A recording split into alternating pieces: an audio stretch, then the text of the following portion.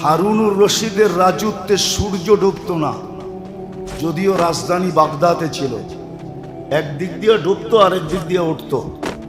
4 মহাদেশ যার পায়ের নিচে ছিল। তো সে একদিন মনে মনে ভাবছিল যে এত বড় রাজত্বের মালিক, দেখি একটা দিন মন মতো কাটানো যায় কিনা। তো সে একটা দিন নির্ধারণ করছিল যে আজকের দিনটা আমি মন মতো কাটাবো একটা আনারের বাগানে। তো তার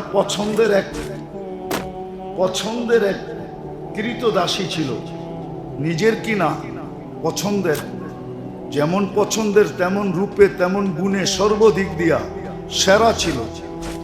তো সে তাকে নির্বাচিত করছে যে একে নিয়ে আজকে আনারের বাগানে আমি মন মতো দিনটা কাটাবো, রাত্রটাও না, শুধু দিনটা কাটাবো। মনে হয় 2-10 মিনিট কাটাইতে পারছিল। কাটানোর পদ্ধতি ছিল, সে নিজের হাতে একটা আনার পারছে, 2 টুকরা করছে, কৃতদাসীর হাতে দিয়া বলছে, তুই একটা দানা নিবি আর আমার মুখে মারবি, আমি ক্যাচ নিব, আমি একটা মারবো, তুই ক্যাচ নিবি, মুখ দিয়া, হাত দিয়া না। তো মনে হয় 2-10টাই মারতে পারছিলেন। একটা যখন ক্যাচ নিতে গেছে, তখন ক্যাচ না, মুখ দিয়া ক্যাচ নিলে কিন্তু শ্বাস টাইনা নিতে হয়, ছাইরা নেওয়া যায় না। তো যখন শ্বাস টাইনা নিতে গেছে, সিধা যায়া শ্বাসনালীর ভিতরে ঢুকে গেছে। 10 মিনিটে কৃত উঠায়া দেখবে না, কান খুলা শুনবে না, মারা গেছে। তো চোখের পানি জড়াইতে জড়াইতে বাহির হইতেছিলেন, আর আরবিতে বলতেছিলেন, ওয়ালাউ ইয়াউমুন ওয়াহিদ, ওয়ালাউ ইয়াউমুন, একটা দিনও মোর মতো কাটাইতে দিলেন না। 4 মহাদেশের রাজত্ব তো দিলেন, একটা দিন মন মতো কাটাইতে দিলেন না। সত্য এটা, এক শ্বাসও কাটাইতে পারবেন না। আমরা আল্লাহর মুহতাজ।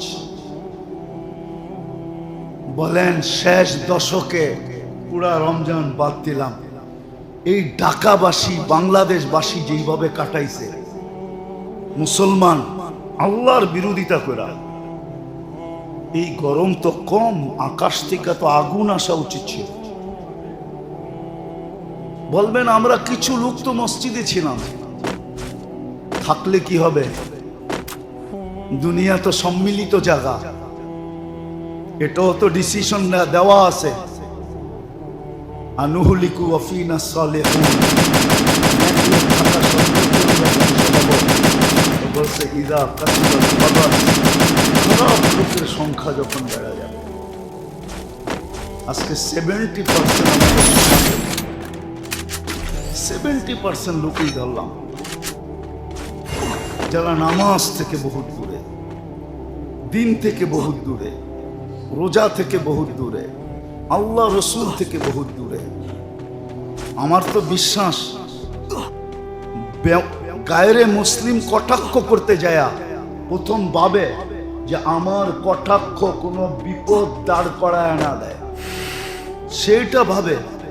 কিন্তু মুসলমান কোনোদিন কটাক্ষ করতে দ্বিধা করে না। মুসলমান আল্লাহর রসুলকে যতটুকু কটাক্ষ করে, আমার মনে হয় না এরকম কেউ কটাক্ষ করে। কি আপনাদের ধারণা কি? বুঝা হই না? আমার সাথে একমত হয়েন, এমনি একমত হয়েন না। মুসলমান যতটুকু কটাক্ষ করে, বিজাতি এতটুকু সাহস পায় না। ও কটাক্ষ করতে ভাবে যে মিডিয়ার যুগ, ছড়ায়া যায়, আবার কোন বিপদ দাঁড়ায় যায়, সাম্প্রদায়িক দাঙ্গানা দাঁড়ায় যায়। কিন্তু মুসলমান এটা ভাবে না। তো যখনই বিপদ আসে, মুসলমানের বাবাও বলছি, কিন্তু চাই সেটা ব্যক্তিগত হোক, চাই সেটা শারীরিক হোক, চাই সেটা সাংসারিক হোক, চাই সেটা যেরকমই হোক, বিপদ আসলে পাওয়া উচিত।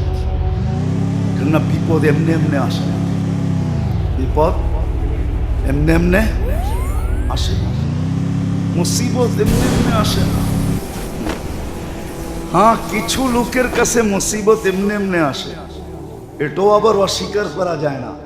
কিন্তু আমরা সাধারণ মানুষ ওই গ্রুপে না। আমরা 99 ভাগ ওই গ্রুপে না, এক ভাগও নাই এখন ওই গ্রুপের লোক। মুসিবত সকালে উঠা বলে ইলা আইনা আতাওয়াজ্জা, আমি কোথায় যাব? তা আল্লাহ বলে ইলা আউলিয়াই, আমার বন্ধুদের কাছে যাও। তো মুসিবত বলে কেন বন্ধুদের কাছে যাব, দুশ্মনদের কাছে কেন যাব না? কাইন্নি উরিদু আন আরফা দারাজাতাহুম, আমি বন্ধুদের মর্তবা আরো বাড়াইতে চাই, এই জন্য এদের কাছে যাও। ওই পার্সেন্টেজে আমরা না, ওটা হাতের করে গোনা কয়েকজন হবে, সারা দুনিয়ায় গুনতে গেলে হাতের করে গোনা যাবে। মুসিবত ওদের বন্ধু, মুসিবত ওদের বন্ধু, মুসিবত ওদের কাছে যায়, বদামলের কারণে যায় না। ওইখানে তো দারাজাত বুলন্দ হয়। এজন্য নবীরা সবচেয়ে বেশি বিপদগামী হয়। আসাদুল বালাল আম্বিয়া, নবীরা সবচেয়ে বেশি বিপদে থাকেন। ওনার গুনার কারণে নাকি না, মর্তবা বাড়ানোর জন্য, ঠিক না? মর্তবা বাড়ানোর জন্য, মর্তবা বাড়ানোর জন্য। অনেককে আমরা জিজ্ঞেস করে দেখছি,